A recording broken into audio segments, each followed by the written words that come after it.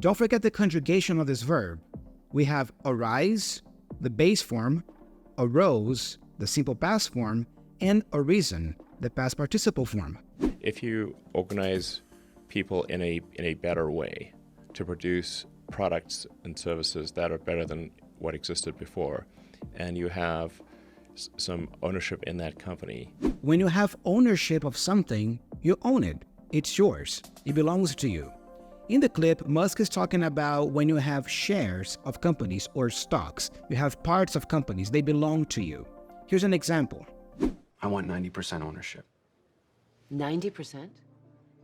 Are you out of your mind? No, I'm not. Then that essentially gives you the right to allocate more capital. Capital means money. It's a common word when talking about business, finance, and investing. To allocate capital means to set aside or reserve capital for a specific purpose. For example, I always allocate 10% of my monthly income for savings. So there's a conflation of consumption and capital allocation. When you conflate two things, you believe they are the same by putting them in the same category. But the problem with doing this is that you end up creating confusion. Consumption is the noun for consume. Musk is saying that people usually confuse consumption and capital allocation, in that if you're making an acquisition, like buying a private property for example, you're not necessarily buying it for yourself to consume it.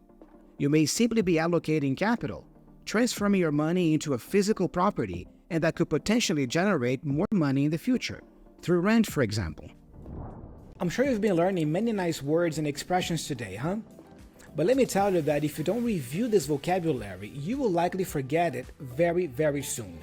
If you want to be able to actually use these words you're learning today, next time you get into an English conversation, I have super exciting news to share with you today.